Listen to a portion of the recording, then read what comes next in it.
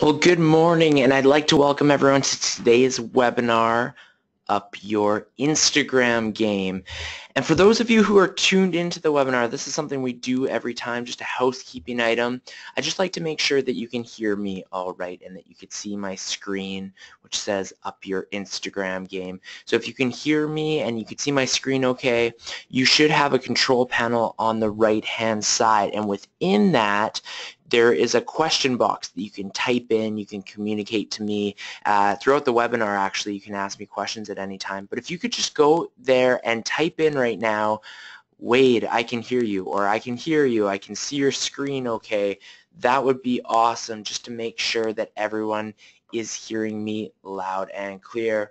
Perfect. Thanks so much to those of you who are sending messages my way. Appreciate it. Well, let's jump into it. Sounds like everything's working.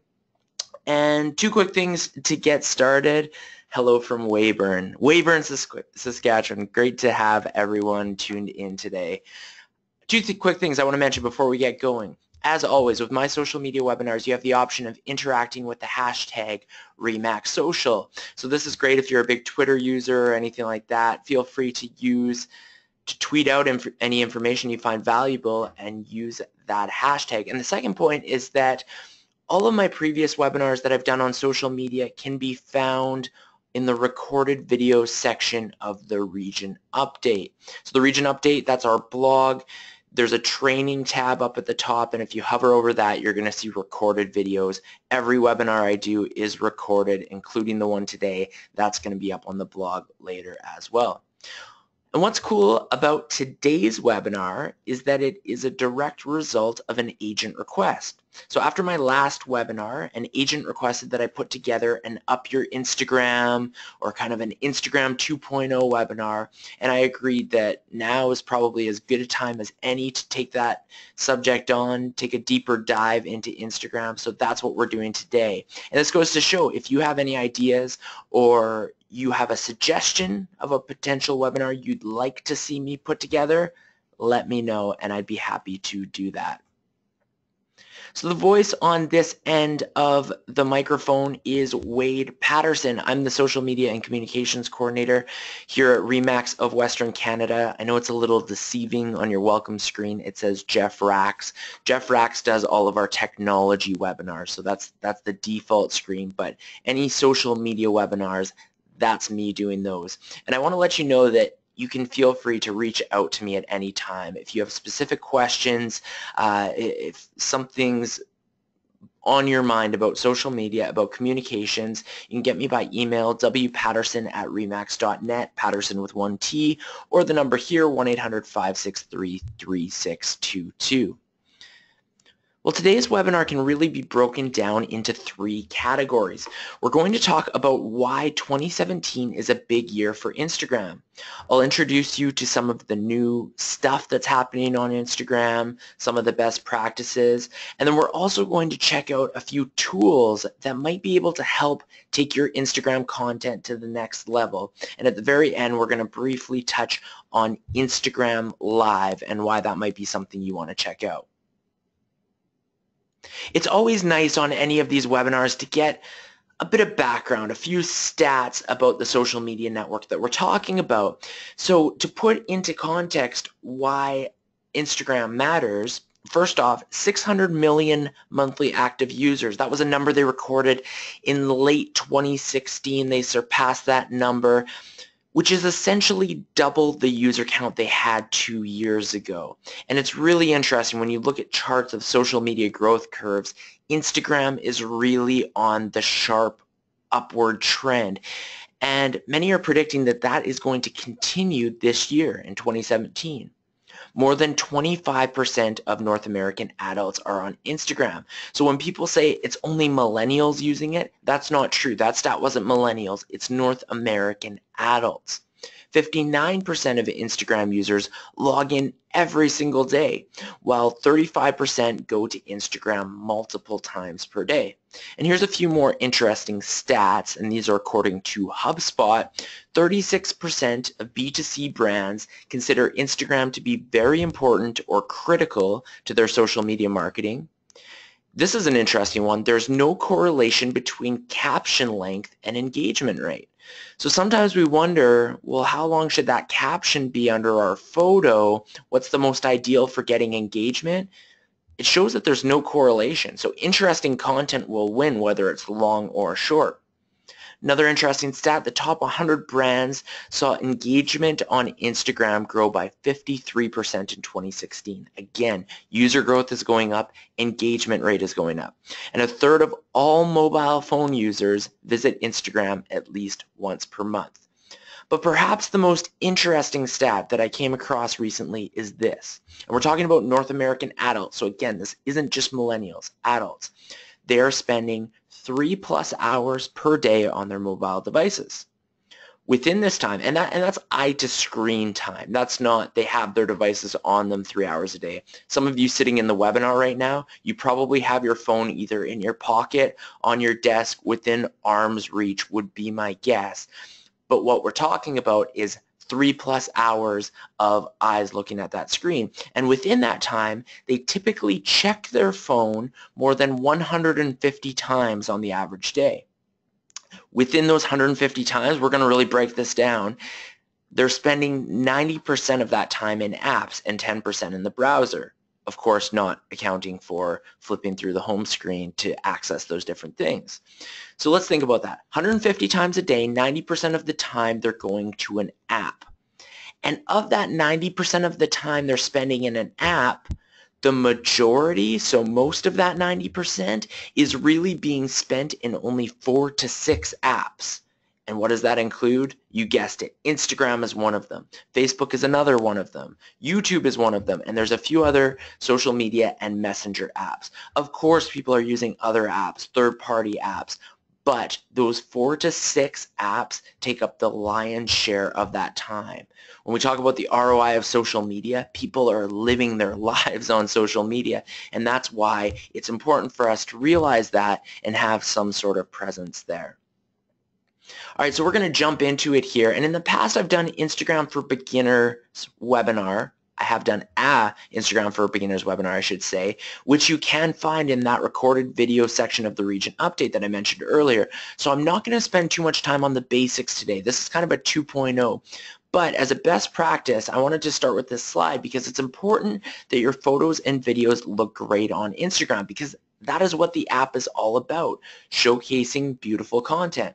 But no worries if you're not a photographer. Instagram has a lot of built-in tools that help you make your photos look better, and you can instantly see what works and what doesn't work.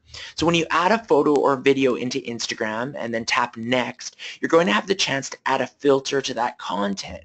Feel free to try all these filters, scan through them, see what works best for your image. If you click to edit the button in the bottom right-hand corner, you're going to see that there are even further things you can do to make your image or your video look better. You can try adjusting the brightness, the contrast, sharpening your image, all sorts of effects that you can do to make your content look its best. Instagram wants content that looks great, so all of the tools are right there for you to do that. And an extra tip here that I've heard some realtors use this strategy, something you might want to consider. You don't have to do this. I don't necessarily do it, but some like to consistently use a filter. So maybe there's one filter, Valencia, for example, that you love the way it looks on all of your photos. Well, if you want to kind of keep that branded feel within Instagram, maybe you set yourself a rule that, hey, I always use this filter. The reason I don't do that is because sometimes certain filters make one photo look great, but then make another photo look horrible. So up to you whether you want to stay consistent with what filter you use, but something to keep in mind. Research shows that Instagram images that contain someone's face, on average, get 38% more likes than images without faces. People like looking at images of other humans. And here's how I relate that. Here's a little story that I give, hypothetical. When I have family members who go on a trip, let's say they go to Europe, and they want to show me a photo album when I come to visit them after they've returned from their trip, that experience usually involves me flipping through pages of photos that showcase various landmarks, tourist sightseeing areas in Europe.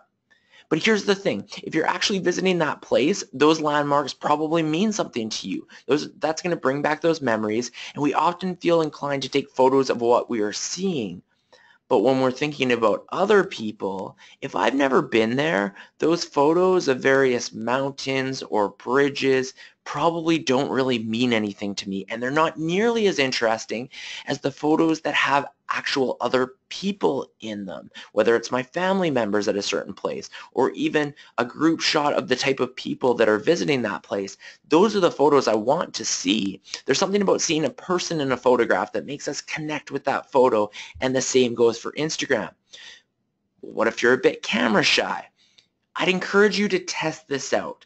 Do a few photos without yourself. So maybe you have photos of your houses, your listings. Maybe that's dominating your Instagram profile right now.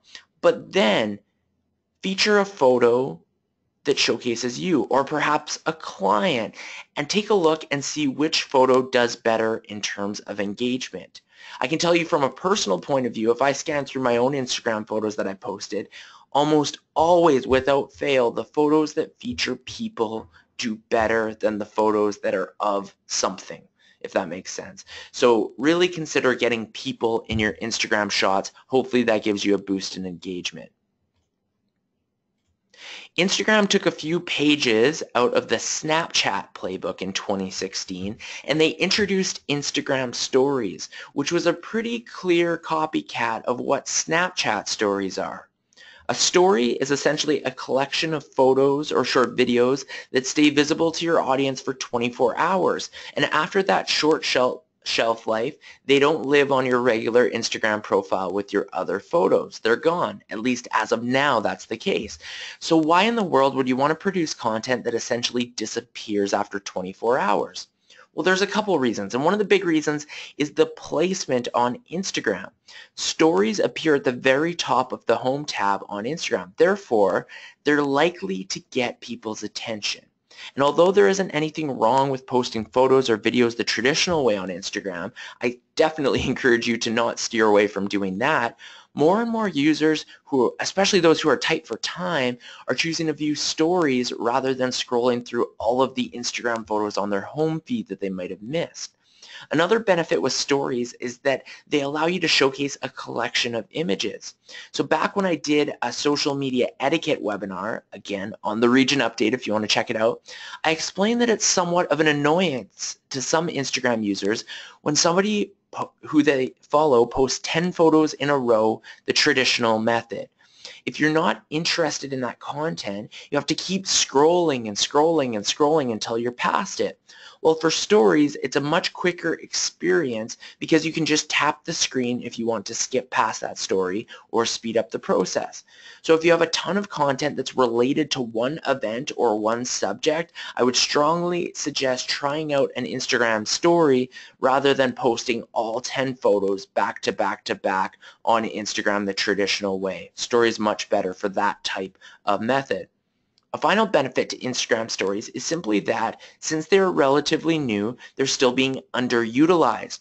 And for example, in my personal Instagram usage, it's typically the same 3 or 4 people who consistently post stories. So I'm used to seeing those individuals on a regular basis at the top of my Instagram feed. And I'm not annoyed by the fact that they have new stories every day. I mean, at the end of the day, I'm the one who's choosing to go and click and view that content. I always think it's a wise idea to stand out in a positive and unique way on social media. So if your competitors aren't doing Instagram stories, you might want to beat them to it and be innovative rather than being reactive after a bunch of them are doing it.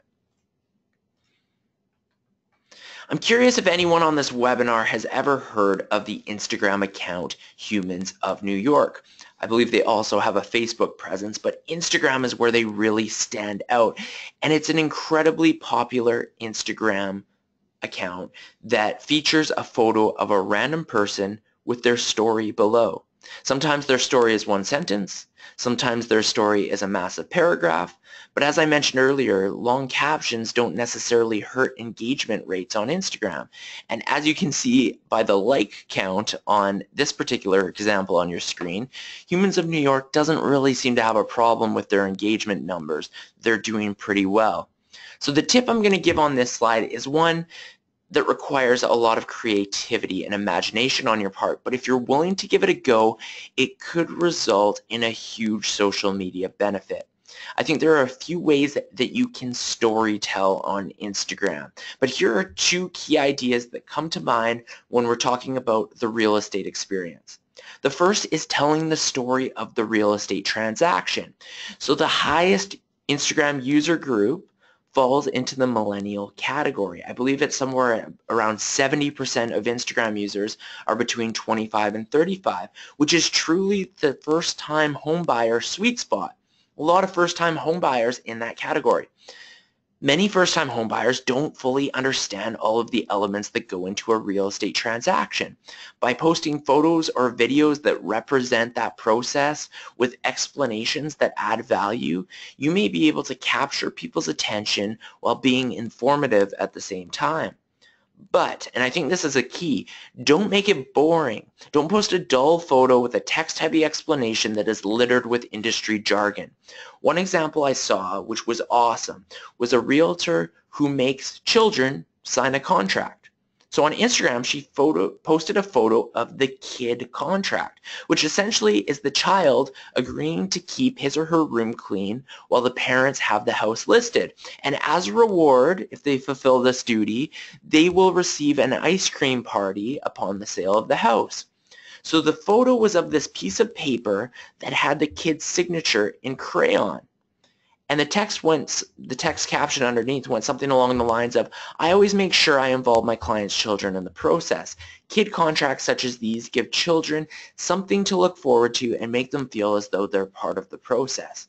This is simply a brilliant way to show your value as a realtor. You're showing one of the parts of what it looks like to work with you, and you're doing so in an Instagram-friendly way. The second idea is sharing your client stories. So here's where I think there's a huge opportunity, because as we all know, buying or selling a home is one of the biggest financial decisions anyone will ever make in their lives. Oftentimes, naturally, there are stories behind these decisions. Maybe a couple, to put one example out there, maybe a couple is selling a house that they raised their family in. They watch their kids grow up in that house. They watch them chase each other through the kitchen. They brought their new girlfriend or boyfriend to that house to meet the parents. And now they're ready to downsize. And they're excited about moving, but it's bittersweet because they're going to miss all of those memories. By telling some sort of story like that, perhaps even through your client's words, with a photo of that couple in front of that house that they're talking about, all of a sudden you're communicating to all of your other clients and potential clients that you understand how massive of a deal it is to buy or sell a home. You understand that there's a story behind that decision, and you're not telling your clients that, you're showing them that by sharing other client stories. Again, this method isn't easy. It would take effort, creativity, but I promise you this could result in the biggest impact you've seen on social media by putting in that extra effort. And as far as Instagram goes, you're going to come across as an absolute expert if you treat your content that way. Now I'm going to share some of the tools that can really help you stand out on Instagram. We've talked about a few methods. Now we're going to talk specifically about a few tools. And I'm going to stop this for a second because it's probably making you a bit dizzy. But I'll go back here. Sorry about that. All right, so back to this. And this is a tool that's called Boomerang, and essentially it's an app that people either love or hate. And what Boomerang does is it essentially takes 1 second of video and replays it back and forth consistently, giving it that GIF appearance. So I'm going to show you again how that works. So using the app, this is the type of method you get. It's a 1 second video that goes back and forth, and it gives that moving picture event. And it accomplishes the task of capturing our attention in a way that perhaps a photo wouldn't be able to. So on the screen you see one really cool way that Timberland used Boomerang to show their fall catalog. And one of the best things about Boomerang is that it is incredibly easy to use. It essentially allows you to share a quick video without sound, And trends show that users are eating up these micro moments. For example, many millennials will have GIF keyboards downloaded to their smartphones so that they can place appropriate pre-created GIFs to match the mood of conversations that are happening in Facebook Messenger or WhatsApp. So I wouldn't go overboard with using Boomerang, but if you use it every now and then, let's say you use it once every 10 posts or something along those lines, it might be a really clever way to grab your audience's attention and to mix up your content. One of my favorite apps to make short video clips interesting is Hyperlapse. And even though Hyperlapse is owned by Instagram, again, it's a separate app that you need to download. But it's neat because you shoot video through Hyperlapse and then you can easily adjust the playback speed. So you can do the video 2 times as fast, 4 times as fast, all the way up to 12 times as fast. And the effect that you get by using this is essentially a time lapse of something happening. So on your screen, you see a hyperlapse that I took from an airplane window as we were landing in Seattle. Using this tool is great considering people have short attention spans. Few people would want to sit and watch a full unedited video of a plane landing if it took 3 minutes to do so. But by speeding it up into this 15-second video, all of a sudden this is content that people enjoy and actually interact with. Another benefit of Hyperlapse is that it acts as an image stabilizer. So if you're walking through an area of a house that's interesting perhaps, and you want to showcase that with video, try shooting that with Hyperlapse. You can speed up the content a little bit, and also it can make the camera seem like it's gliding rather than jerking up and down. You don't want to go overboard with Hyperlapse, similar to Boomerang, but it might be a good tool to mix up your content every now and then, stay fresh, and showcase your creativity. If there's one thing that's annoying on Instagram, as we chatted about, it's when people organically upload 10 photos back to back to back about the same subject matter. So now that we already spoke about Instagram stories and how that's one possible solution, another strategy is to use the Instagram layout app. And again, the same with Boomerang, same with Hyperlapse. This is a separate app that you download, but it allows you to create collages of multiple images. On the screen, you'll see a screenshot from my phone of 3 images that were inserted into layout, and these photos were all from R4 in Las Vegas last month, Remax R4. So I decided to do a quick mini collage. You can have more images than that. You can have less images. Layout makes it very simple to choose what kind of format your images are going to appear in, and then you can do things like add borders and change the layout of how those images appear. So when would you use layout? Well, perhaps one of the houses that you're listing has 3 or 4 really cool features, and you want to showcase all of those at once. The largest photo could be something like the outside of the house that gives you the full view, and then you could have 2 or 3 smaller frames within that same image that show some of the specialty features from that house.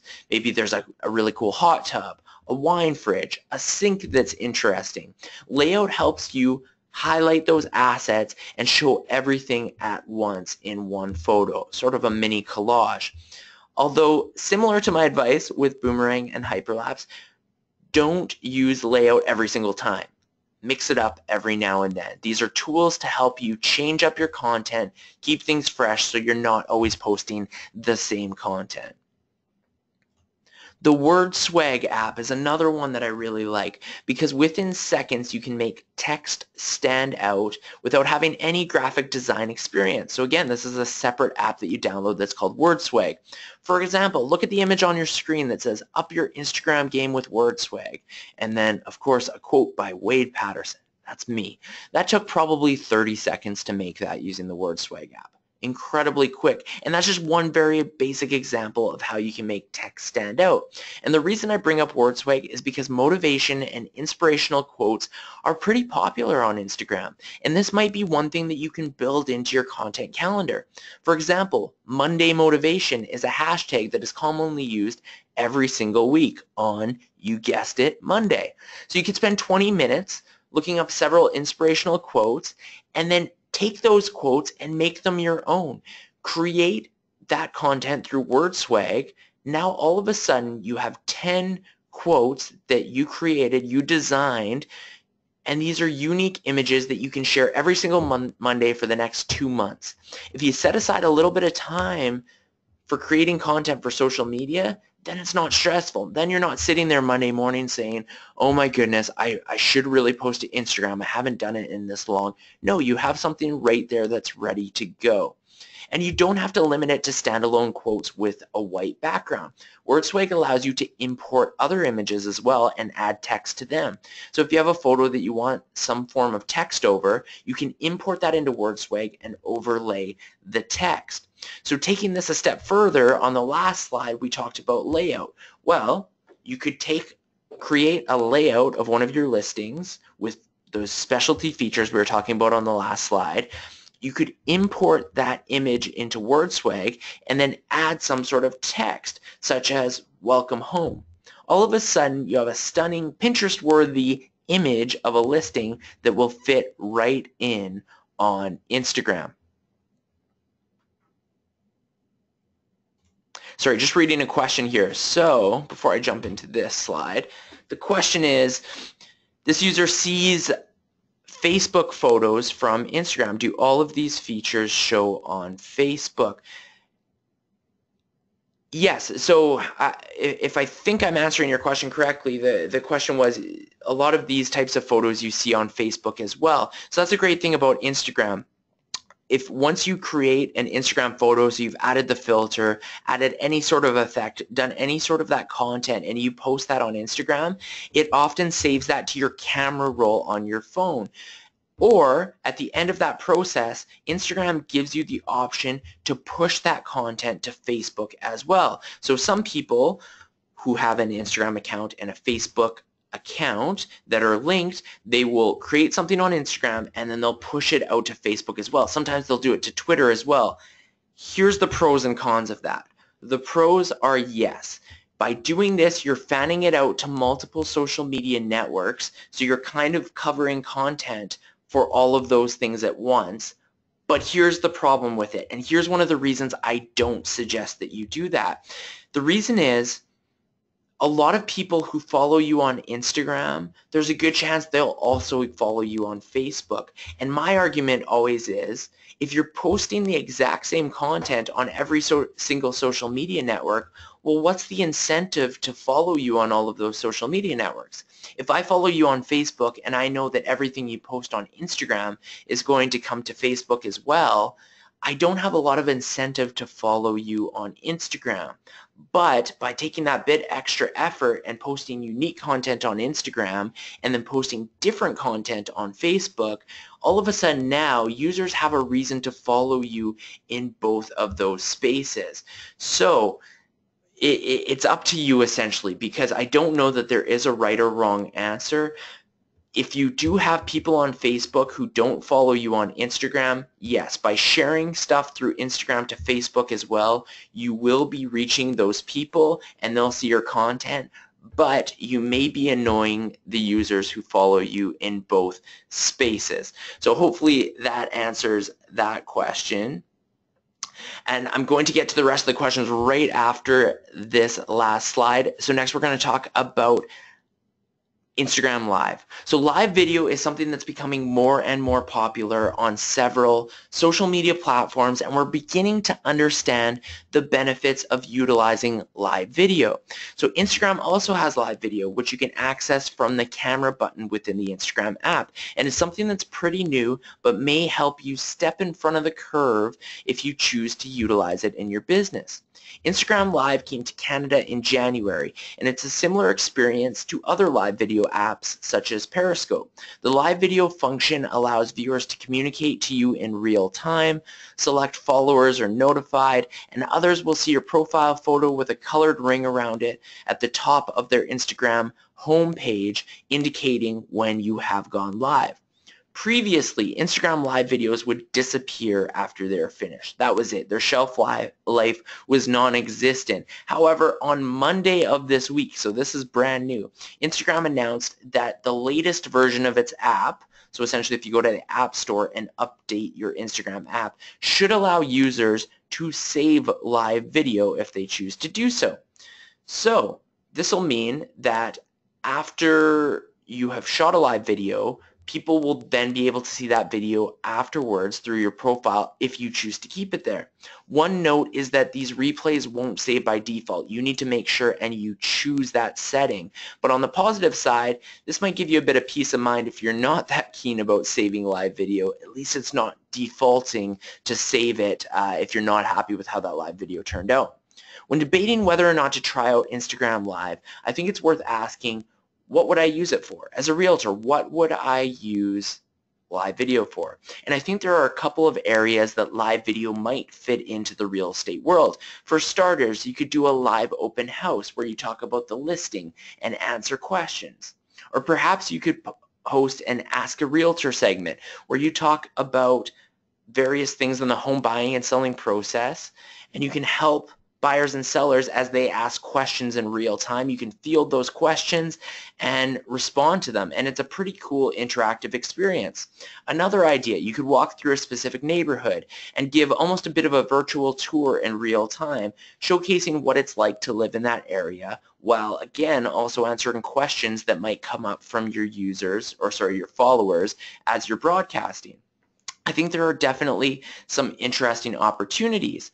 My advice for live video is to have something to speak about. I've seen a few examples of people who have started live videos and they say a couple of sentences, they've got their intro all planned out, but then they freeze because it's taking a few minutes for users to come and join and watch their video, and they realize pretty quickly that they don't really have anything to talk about.